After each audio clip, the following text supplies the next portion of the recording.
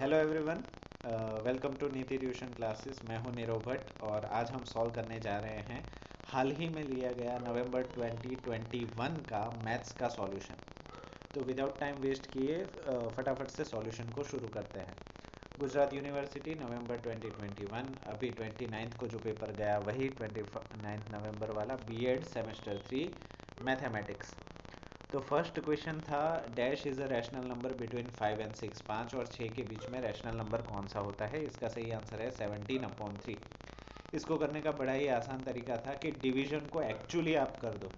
तो 17 divide by 4 करोगे तो 4 4 ज़ा 16, तो 4 पॉइंट समथिंग आ जाएगा जो 5 और 6 के बीच में नहीं है।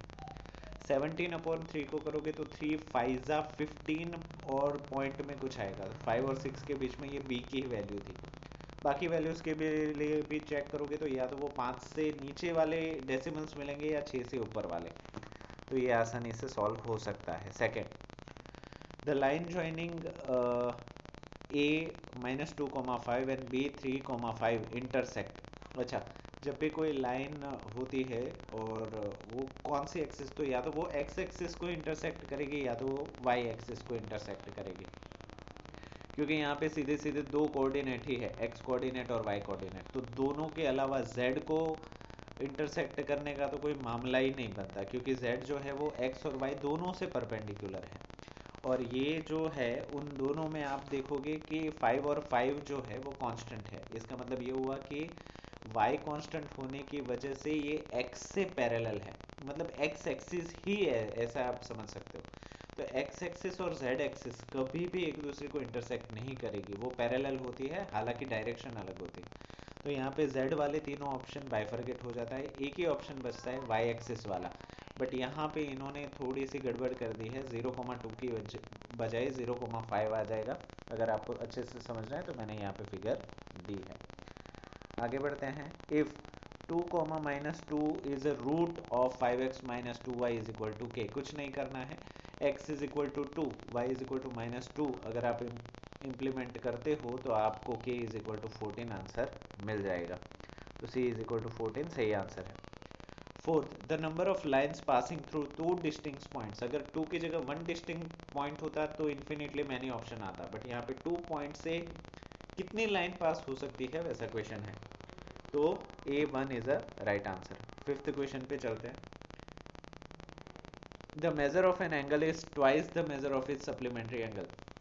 सप्लीमेंट्री एंगल मतलब दोनों एंगल का एडिशन 180 होगा। उसमें से अगर एक एंगल दूसरे एंगल से डबल है तो यहाँ पे एक हमारा हो जाता है 2x और दूसरा हमारा हो जाता है x। तो x प्लस 2x हो जाएगा 3x, which is equal to supplementary होने की वजह से 180। सॉल्व करोगे तो x is equal to 60। But यहाँ पे हमने आंसर लाया है 120। वो क्यों? क्योंकि यहाँ पे पूछा है then the measure of that angle which is twice the measure. जो दो गुना है वो एंगल कौन सा होगा वो पूछा है। तो यहाँ पे 120 is the right answer. Six, in triangle A B C A B is equal to 4 and B C is equal to 7। तो अगर ट्राइंगल फॉर्म हो रहा है तो एक चीज़ आप याद रखो कि दो साइड का एडिशन तीसरे साइड से छोटा होना चाहिए, कोई भी ट्राइंगल हो। तो यहाँ पे आप बोलोगे कि साइड तो दो ही दी है, तीसरी कैसे दे? तो यहाँ पे हमारा ऑप्शन है D3। यहाँ पे दोनों का ऐड करो तो 4 + 7 हो जाता है 11। तो जो भी तीसरी साइड है वो इन दोनों से बड़ी होनी चाहिए। तो 4 + 7 से छोटी AC हो गई। उसके बाद 7 - 4 करोगे तो 3, तो 3 से बड़ी 11 से छोटी। जब यही कंडीशन होगी तभी ट्राइंगल फॉर्म होगा, वरना वो कोलिनियर पॉइंट हो जाएंगे एक ही लाइन में, ट्राइंगल फॉर्म नहीं हो पाएगा। सो D3 is less than AC less than 11 is right answer. Seventh question, the ratio of four angles in order of quadrilateral is 2:4:5:4, then the measure of the smallest angle। यहाँ पे जिसका ratio smallest होगा वही smallest angle बनाएगा, और quadrilateral होने की वजह से सारे इंटरनल एंगल्स का एडिशन हो जाएगा 360। तो यहाँ पे 2 + 4 is equal to 6 + 5 is equal to 11 + 4 15x is equal to 360 degree हो जाएगा। सॉल्व करोगे तो x आपको मिल जाएगा 24 डिग्री, वो आंसर नहीं है।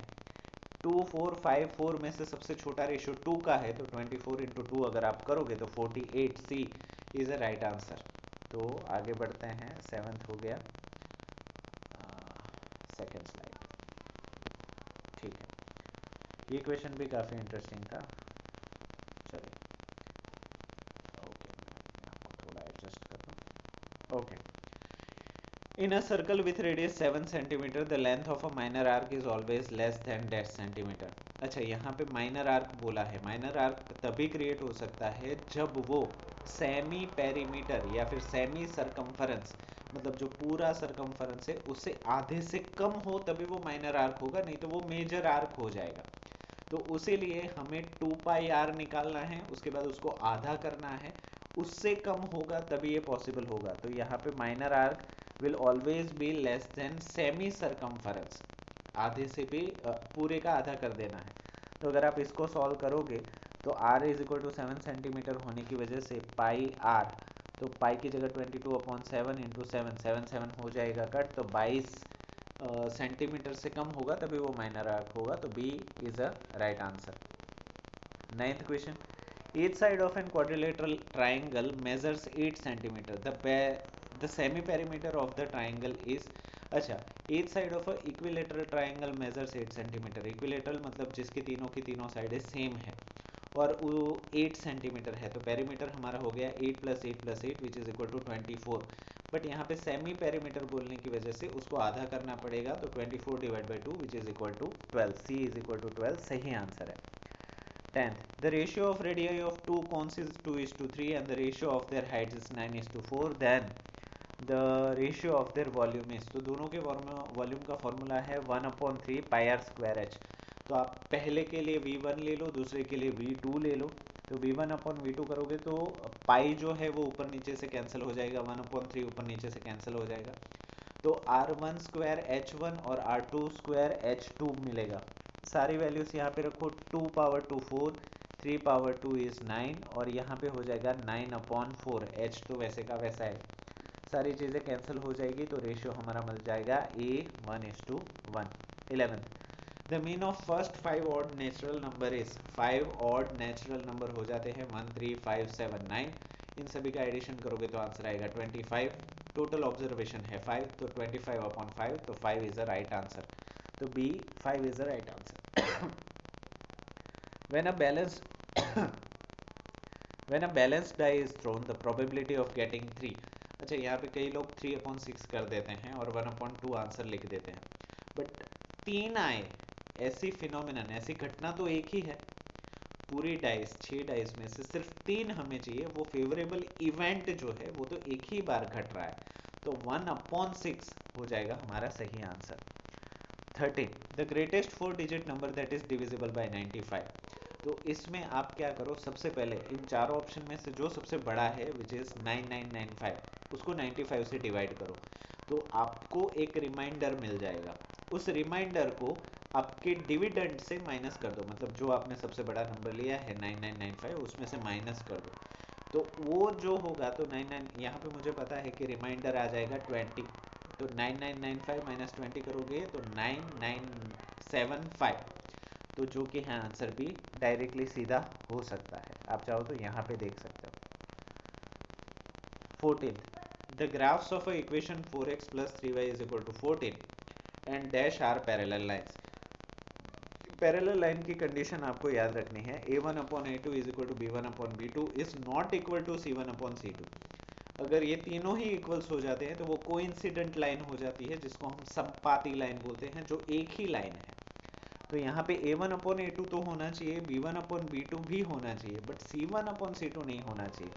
तो आप देखोगे पहला क्वेश्चन जो है उसमें 4 की जगह 3 है, 3 की जगह 4 है, तो ये परपेंडिकुलर लाइन है, पूरे रिवर्स हो जाते हैं, तो first line is perpendicular. A B जो है उसमें से अगर आप 2 कॉमन निकाल दोगे तो ये वही सेम इक्वेशन हो जाएगा, 4x + 3y = 14। वैसे ही सी का है, सी में आप कॉमन निकालोगे तो वो भी कोइंसिडेंट हो जाएगा, उसमें से आप 3 कॉमन निकालोगे तो कोइंसिडेंट हो जाएगा, तो सी भी नहीं है। डी जो है इसमें आप देखो 4/12 हो जाता है -1/3 और 3/-9y, तो वो भी हो जाता है 1/3, और ऊपर जो C1 है वो 14 है और नीचे जो C1 है वो 0 है, तो ये पैरेलल लाइन्स है, तो D is a right answer. 15th, if the nth term of arithmetic progression is 2n plus 1, the sum of first n terms of the arithmetic progression is, इसका सही आंसर है n into n plus two B. कैसे? क्योंकि A N हमें दे दिया गया है, तो उसके हिसाब से n की जगह पे आप 1 ले लो, 2 ले लो, तो आपको इससे डिफरेंस मिल जाएगा। जैसे कि मैंने a1 इज इक्वल टू 3, तो हमें पहला टर्म मिल गया। a2 इज इक्वल टू 5, तो 5 माइनस 3 2 डिफरेंस हमें मिल गया।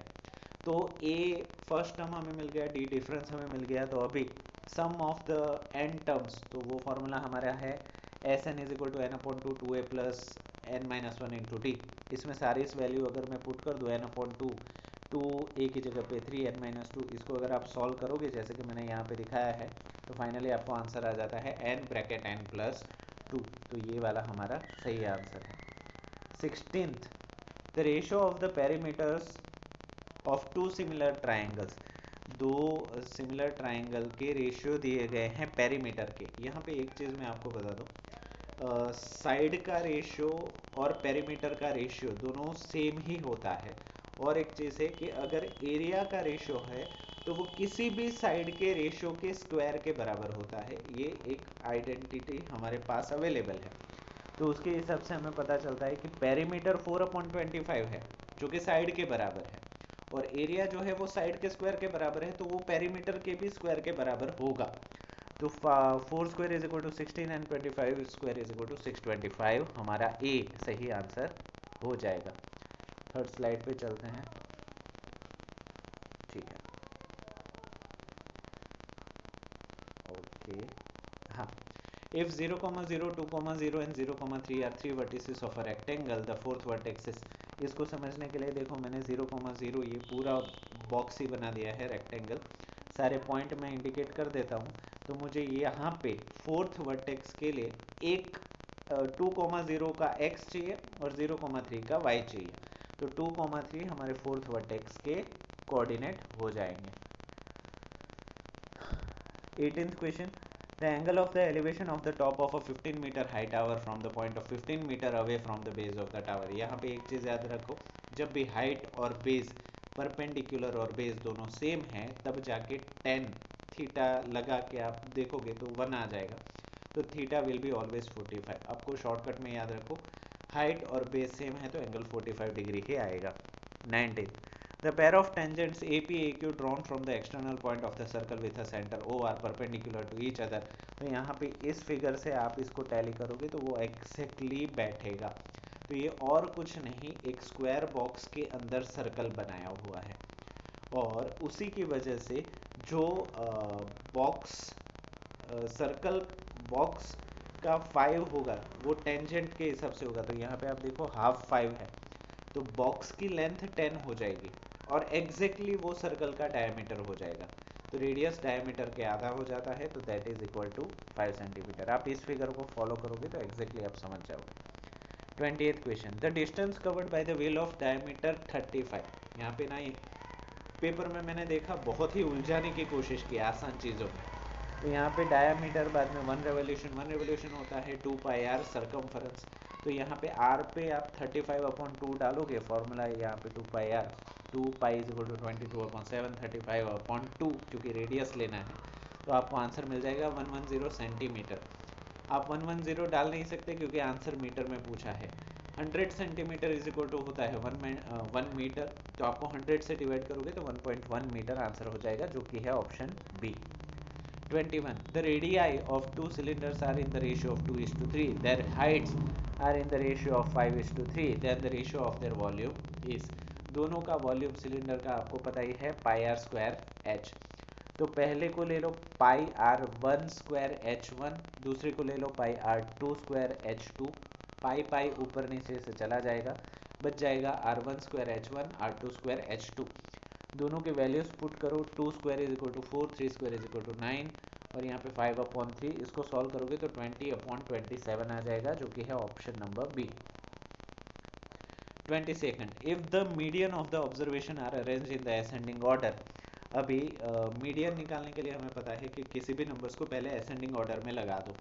तो असेंडिंग ऑर्डर में यहाँ पे देखो 6, 7, 17, 20 असेंडिंग में ही है, और ऑब्जर्वेशन काउंट करो 1, 2, 3, 4, 5, 6। तो 6 ऑब्जर्वेशन होने की वजह से थर्ड और फोर्थ ऑब्जर्वेशन का एडिशन करो, डिवाइड बाई 2 करो, विच इज इक्वल टू हो जाएगा मीडियन। तो x minus two plus x is equal to 2x minus two हो जाएगा, डिवाइड बाई 2 16। इसको अगर आप सॉल्व करोगे या फिर नहीं करना तो यहाँ पे देख लो, x इज इक्वल टू आ जाएगा 17। तो यहाँ पे 17 माइनस टू 15 और ये 17 दो बार रिपीट हो रहा है तो इसका मोड भी 17 होगा। तो C 17 is a right answer. The probability of leap year having 53 Friday is, अच्छा ये भी काफ़ी इंटरेस्टिंग क्वेश्चन है कि 53 फ्राइडे हो लीप ईयर में एक दिन बढ़ जाता है। लीप ईयर ना हो तो वो 365 डेज होते हैं, लीप ईयर में 366 डेज होते हैं। अगर आप 366 डेज को हफ्ते के हिसाब से डिवाइड करो तो 52 वीक हो जाएंगे और 2 दिन एक्स्ट्रा बचेंगे। अभी वो 2 दिन फ्राइडे हो, इसकी प्रोबेबिलिटी कितनी है? तो हो सकता है वो थर्सडे फ्राइडे हो और हो सकता है वो फ्राइडे सैटरडे हो। दोनों ही फेवरेबल केसेस है, दोनों ही सिचुएशन में फ्राइडे 2 एक्स्ट्रा आ रहे हैं। तो फेवरेबल इवेंट हो जाता है 2, हफ्ते के दिन हो जाते हैं 7। तो सही आंसर होगा 2/7। 24th question, the decimal expression of 5/6 is. यहाँ पे एक चीज आप याद रखो, जब भी कभी डिनोमिनेटर में 2 पावर m 5 पावर n हो, मतलब 2 और 5 मौजूद हो और सिर्फ 2 और 5 हो, तो वो डेफिनेटली टर्मिनेटिंग है। टर्मिनेटिंग का मतलब जब उसको डिवाइड करोगे तो एक पॉइंट के बाद डिवीजन खत्म हो जाएगा, ठीक है। पर अगर 2 सिर्फ है या सिर्फ 5 है और दूसरा नंबर कोई भी दूसरा प्राइम नंबर है या दूसरा कोई कॉम्पोजाइट नंबर है, उस केस में वो नॉन टर्मिनेटिंग में चला जाएगा और रिकरिंग होगा। मतलब जो भी डेसिमल एक्सपांशन होगा ना पॉइंट के बाद, वो रिपीट करेंगे। फॉर एग्जांपल 7.25 25 25 25 25, ये रिकरिंग होगा। तो 2 या 5 दोनों में से कोई एक ही मौजूद है तो वो रिकरिंग होगा और नॉन टर्मिनेटिंग, वो रुकेगा नहीं। 2 भी ना हो 5 भी ना हो, उस केस में वो चला जाता है इर्रेशनल नंबर। नॉन टर्मिनेटिंग, वो रुकेगा भी नहीं और कोई भी नंबर भी डिजिट रिपीट नहीं होंगे। इसका बेस्ट एग्जांपल है पाई। पाई की वैल्यू है 3.1415926542 और वो आगे चलती जाती है और एक भी नंबर रिपीट नहीं होता, तो उसको हम बोलेंगे नॉन टर्मिनेटिंग, नॉन रिकरिंग, जो इर्रेशनल में चला जाता है। तो 24 में ए इज अवर राइट आंसर। किस हिसाब से है वो भी मैंने आपको बता दिया। 25th में, if bracket 3, -2 is one of the solution of this, कुछ भी मत करो, जो हमने कोऑर्डिनेट दिए हैं उसमें x की जगह पे 3, y की जगह पे -2 डाल दोगे तो k की सीधी वैल्यू 5 आ जाएगी। अगर आपको नहीं करना तो मैंने यहाँ पे दिखाया हुआ है, आप वीडियो को पॉज करके देख सकते हैं। 25, आगे चलते हैं स्लाइड नंबर 4 पे। Okay, question number 26, the numbers of a dimension of a plane is. Point का कोई डायमेंशन नहीं होता, लाइन के वन डायमेंशन होता है सिर्फ लेंथ, प्लेन के 2 डायमेंशन होते हैं लेंथ और ब्रेथ, क्यूब के 3 डायमेंशन होते हैं लेंथ, ब्रेथ, हाइट। उसी तरीके से डायमेंशन बढ़ते रहते हैं। तो क्योंकि यहाँ पे प्लेन है लेंथ और ब्रेथ, तो इसके 2 ही डायमेंशन है। 27, the measure of a 2 supplementary angle differs by 20 degree than the measure of the angle. अच्छा, ये सप्लीमेंट्री एंगल्स है और डिफर कर रहे हैं, डिफरेंस है। अगर एक x है तो दूसरा x माइनस 20 है, पर हालांकि ये सप्लीमेंट्री होने की वजह से इन दोनों का एडिशन तो होगा 180 ही। तो x minus 20 plus x is equal to हो जाएगा 180, माइनस 20 को उस तरफ ले जाओ plus 20, 2x is equal to 200, x is equal to 100। यहाँ पे x इज इक्वल टू 100 देख के सीधा आंसर दे दिया तो हो जाएगा गलत, क्योंकि यहाँ पे उन्होंने पूछा है कि एक्यूट एंगल अमोंग देम, इन दोनों में से एक्यूट कौन सा है। एक्यूट मतलब 90 से छोटा, तो यहाँ पे 100 है तो दूसरा ऑब्वियसली 80 हो जाएगा। तो उसी हिसाब से B 80 degree is right answer. मैंने बोला ना इस पेपर में उलझाने की बहुत कोशिश की है। 28, dash can not be measures of the sides of a triangle. इनमें से कौन से नाप ट्राइंगल के नहीं हो सकते? सीधी सी बात है, 2 साइड का एडिशन तीसरे से छोटा होना चाहिए तभी ट्राइंगल फॉर्म होगा। तो यहाँ पे 10 प्लस 12, सॉरी 2 साइड का एडिशन तीसरे से बड़ा होना चाहिए, सॉरी। तो 10 प्लस 12 22, 14 से बड़ा है। 2 plus 3 5 which is greater than 4 है। 8 plus 9 17 which is greater to 10, तो ये भी है। 2 plus 4 6 which is not greater than, it is less than 10, तो ये डी जो है वो ट्राइंगल के मेजर नहीं है, उससे आप ट्राइंगल बना ही नहीं सकते। A B C D is a rectangle if A B is equal to 5 and B C is equal to 12, then B D is equal to, simple PGT आपको लगाना है क्योंकि ए बी और रेक्टेंगल के दोनों डायगोनल सेम ही नाप के होते हैं, तो एक निकाल दिया तो दूसरा ऑटोमेटिक निकल जाएगा। तो 5 square 12 square is equal to 144 plus 25 which is equal to 169 which is a perfect square of 13, so 13 will be the right answer. 30th question, in a circle with a radius 5 cm, the length of chord lying at a distance of 4 cm from the center is dash centimeter. एक circle के अंदर जिसका radius 5 centimetre है, एक code है जो 4 centimetre दूर है सेंटर से, तो यहाँ पे भी पीजीटी आप लगा सकते हो, रेडियस 5 है, डिस्टेंस 4 है, तो वो नीचे वाला बेस आपको 3 मिल जाएगा, तो आप सीधा 3 टिक नहीं कर सकते क्योंकि वो आधा है, उसको डबल करना पड़ेगा, तभी कॉर्ड की फुल लेंथ आपको मिलेगी। तो B6 is a right answer. In triangle ABC, AB is equal to 9 centimetre, BC is equal to 12 centimetre, AC is equal to 15 centimetre, BM is altitude on AC, then BM is equal to dash centimetre. यहाँ पे ये problem शायद कुछ लोगों को लंबा लगा होगा, हालांकि ये है भी लंबा। इसमें आपको करना क्या है, 9, 12 एंड 15, अगर आप ध्यान से देखोगे तो ये पाइथागोरन ट्रिपलेट्स है, 9 square plus 12 square is equal to 15 square होता है, तो इसी हिसाब से हमारे पास बेस और हाइट हमारे परपेंडिकुलर और बेस अवेलेबल है, तो 1/2 इंटू 9 इंटू 12 करोगे तो आपको सीधा ही सबसे पहले तो आंसर मिल जाएगा एरिया का। उसके बाद आपको फिगर कुछ इस तरीके से बनानी है, ABC और BM हमें निकालना है दूसरा एक, जिसके लिए AC इज इक्वल टू हो जाता है 15, तो फिर से एरिया निकालने के बाद आप 1/2 BM इंटू AC करोगे, जैसे कि मैंने यहाँ पे किया हुआ है, देखो एरिया मैंने यहाँ से निकाल दिया है 1/2 12 इंटू 9, जो आप सॉल्व करोगे तो आंसर आ जाएगा 54।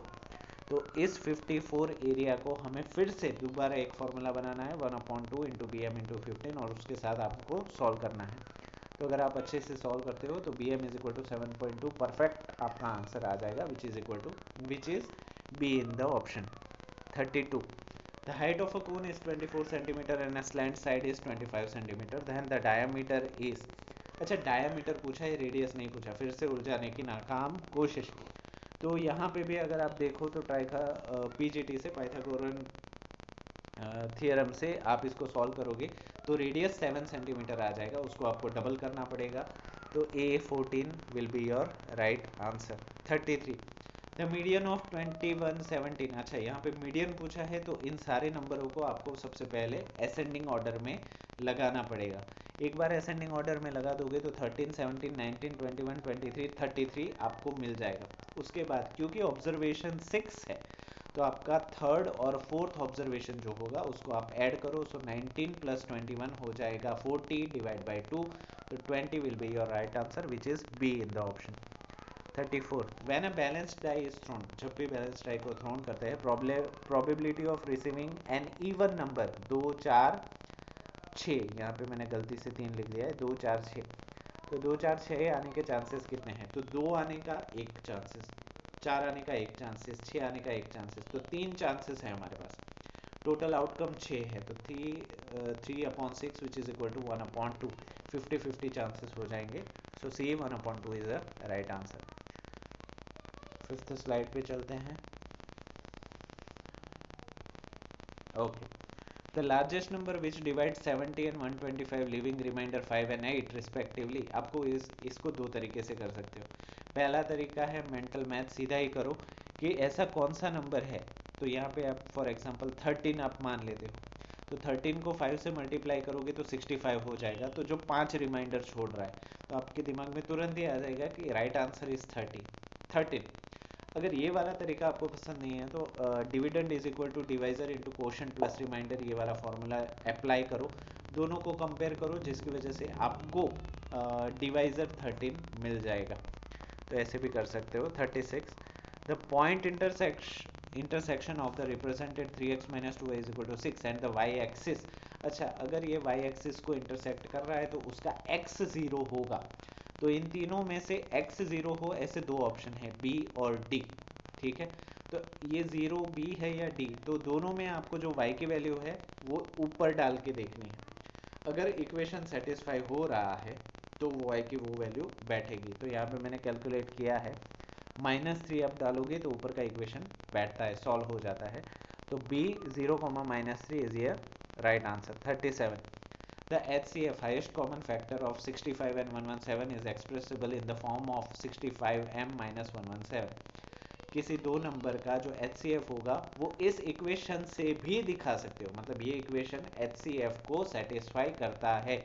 तो सबसे पहले तो बात यही आ जाती है कि HCF निकालना पड़ेगा। तो 65 को बोलते हैं 13 इंटू 5, 117 को बोलते हैं 13 इंटू 3 इंटू 3।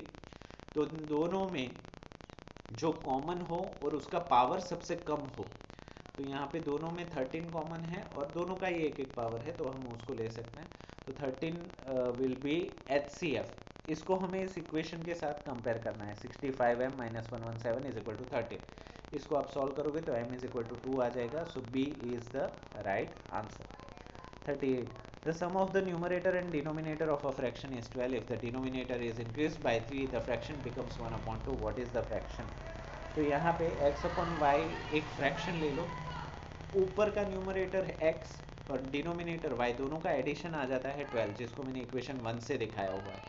अभी क्या बोल रहे हैं कि डिनोमिनेटर में अगर आप 3 ऐड करते हो, if you are adding 3 into the denominator, तो जो नया फ्रैक्शन बनेगा वो 1/2 हो जाएगा। तो x upon y plus 3 is equal to 1/2 हो जाएगा।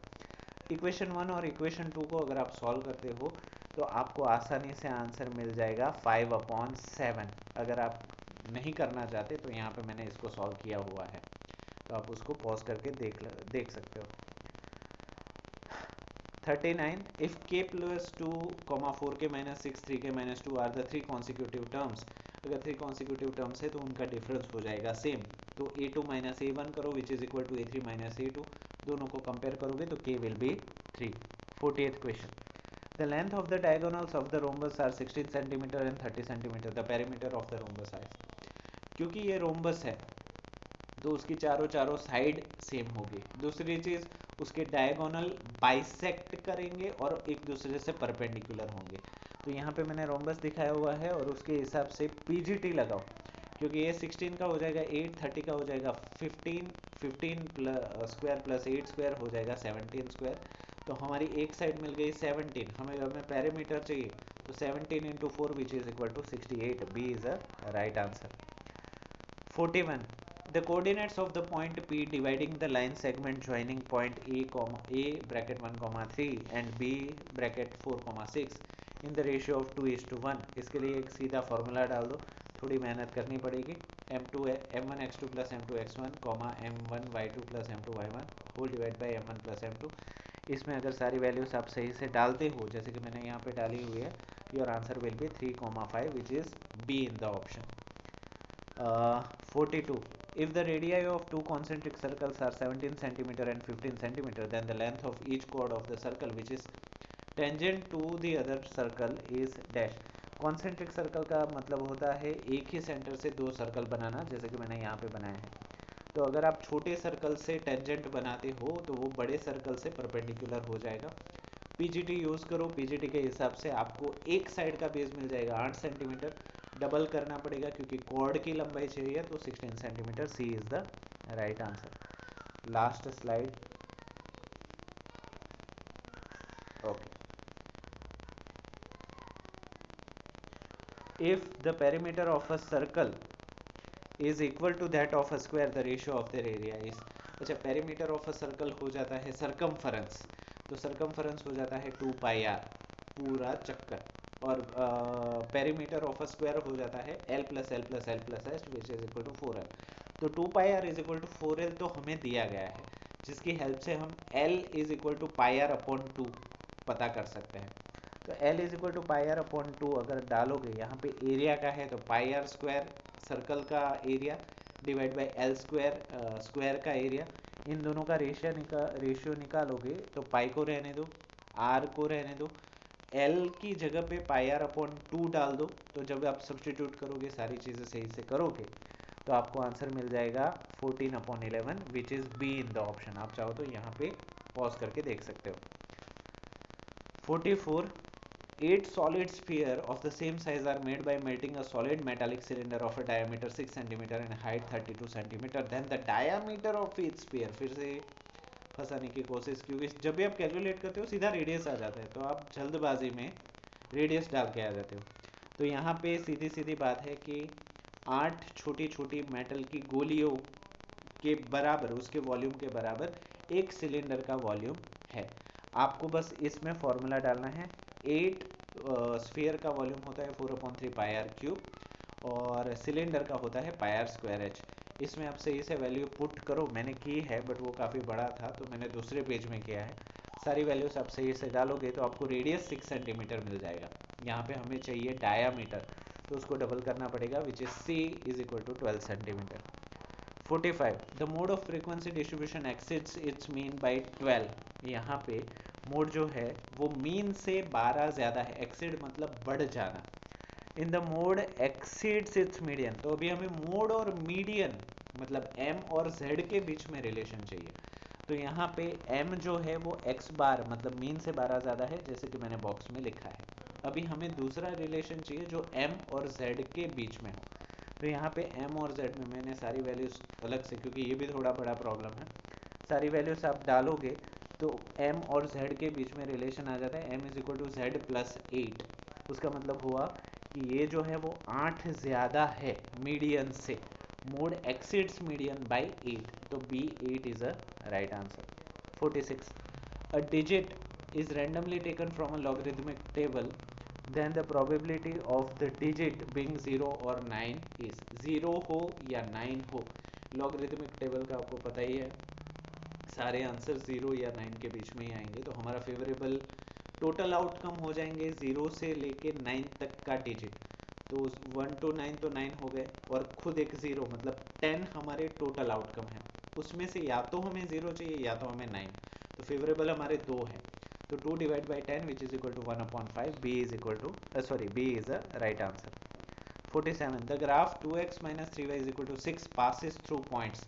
इन सारे पॉइंट्स को आपको सब्स्टिट्यूट करना होगा, और जो इक्वेशन सॉल्व करता है LHS is equal to RHS होता है, वही सही आंसर होंगे। तो ये मेंटल मैथ से आप कर सकते हो, पेन और पेपर की ज़रूरत नहीं। x की जगह पे 0 डाल के देखो, y की जगह पे -2 डाल के देखो, इक्वेशन सॉल्व हो रहा है या नहीं चेक करो। 48. The measure of a complementary, complementary का मतलब होता है 90, सप्लीमेंट्री का मतलब होता है 180। तो कॉम्प्लीमेंट्री मतलब दोनों का एडिशन 90 होना चाहिए। तो अगर एक 40 है एंगल विथ मेजर, एक 40 है तो दूसरा ऑब्वियसली 50 होगा। 40 plus 50 is equal to 90। 49. In a triangle ABC, E and F are the midpoints of AB and AC respectively. If EF is equal to 4 cm, then BC is equal to dash. यहाँ पे mid point वाला किस्सा है, तो mid point होने की वजह से अगर आप रेशियो लेते हो तो 1/2 रेशियो निकलेगा। तो यहाँ पे अगर EF 4 है तो BC उसका 2 गुना हो जाएगा, क्योंकि रेशियो 1/2 है। तो 8 is your right answer. 58th question, the measure of a true angles of a cyclic quadrilateral. इसका मैंने बहुत बार बताया, फिर से एक बार बता लेता हूँ। साइक्लिक क्वाड्रिलेटरल के ऑपोजिट एंगल्स का एडिशन 180 होता है। दूसरी भाषा में बोलूँ तो ऑपोजिट एंगल्स सप्लीमेंट्री होता है। तो यहाँ पे दो पड़ोसियों एंगल दिया है 40 and 110, ठीक है। तो 40 and 110 है तो 40 के सामने वाला हो जाएगा 140, क्योंकि दोनों सप्लीमेंट्री 180, और 110 के सामने वाला हो जाएगा 70। तो 70 और 140 वाला जो भी ऑप्शन है वो हमारा सही है, which is option number C। तो इसी के साथ हमारा नवंबर का पेपर भी हो जाता है ख़त्म। आई होप आप सभी का पेपर अच्छा रहा होगा, और जो इन्होंने आपको फंसाने की कोशिश की है उसमें आप नहीं फंसे होंगे, और ऑलमोस्ट आपका आंसर्स सही आए होंगे। और ऑल द बेस्ट रिज़ल्ट के लिए। और इस डिस्टरबेंस के लिए माफ़ी चाहता हूँ, शायद आपको साउंड में आया होगा। और एक रिक्वेस्ट है, अगर आपको मेरा काम पसंद आता है तो वीडियो को लाइक शेयर सब्सक्राइब ज़रूर से कीजिए। बहुत सारे लोग वीडियोस को देखते हैं बट ना तो लाइक करते हैं ना ही सब्सक्राइब करते हैं। सब्सक्राइब का तो चलो छोड़ दो, मान लो कि नहीं करते, बट एटलीस्ट आप लाइक करोगे तो दूसरे ज़रूरतमंद लोगों तक ये वीडियो पहुँच सकती है। तो thank you so much for watching the video, और अगर मोटिवेट करना चाहते हो तो प्लीज़ लाइक कर दो। Thank you so much.